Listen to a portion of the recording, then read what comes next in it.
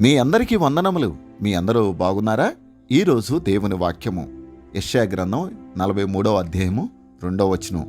నీవు జలముల్లో బడి దాటినప్పుడు నేను నీకు తోడేయుందును, నదుల్లో బడి వెళ్ళినప్పుడు అవి నీ మీద పొర్లిపారవు. నీవు అగ్ని మధ్య నడుచునప్పుడు కాలిపోవు, జ్వాలలు నిన్ను కాల్చుజాలవు. ఎంత అద్భుతమైన మాట! దేవుడు మన పట్ల కలిగి ఉన్న తన ప్రణాళికను నెరవేర్చే క్రమంలో వీటన్నిటినీ ఒకచోటగా ఆయన కూర్చి మనతో మాట్లాడడానికి గల కారణం ఏంటి?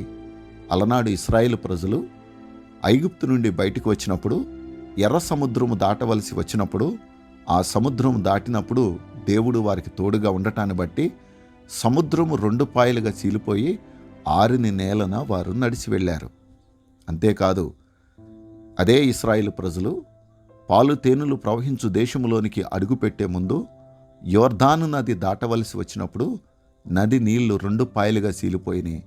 వారు దాన్ని దాటి వెళ్ళినట్లుగా దేవుని వాక్యంలో చూస్తాం. అంతేకాదు, నీవు అగ్ని మధ్య నడిచినప్పుడు కాలిపోవు, జ్వాలలు నిన్ను కాల్చజాలవు.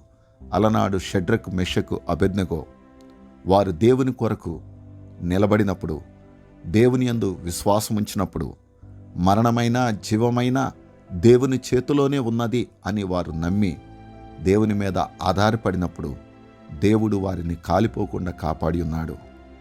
ఈ దినములలో ఈ వాక్యాన్ని మనం ఎలా అర్థం చేసుకోవచ్చు? జలములు వంటి శ్రమలు, నదులు వంటి ఆటంకాలు, అగ్ని వంటి బాధాకరమైనటువంటి పరిస్థితులు, జ్వాలల వంటి మన యొక్క జీవితంలో అనుకోని శ్రమలు ఎదురైనప్పుడు భయపడవలసిన పని లేదు. ఎందుకనంటే దేవుడు అలనాడు ఇశ్రాయేలు ప్రజలనే కానీ, షడ్రకు, మెషకు, అబేద్నెగోలనే కానీ ఏ విధంగా అయితే కాపాడి నడిపించాడో, నేటి దినాన్న మన జీవితంలో కూడా ఆయన మనకు తోడై ఉండి మనలను, మన కుటుంబాన్ని ముందుకు నడిపించటానికి ఆయన సిద్ధంగా ఉన్నాడు. అలాంటి కృపలో మనము, మన కుటుంబాలు ఉండాలని దేవుడు ఆశిస్తున్నాడు. అలా మనము ఉందుముగాక. దేవుడు మిమ్మలను దీవించునుగాక. ఆమేన్.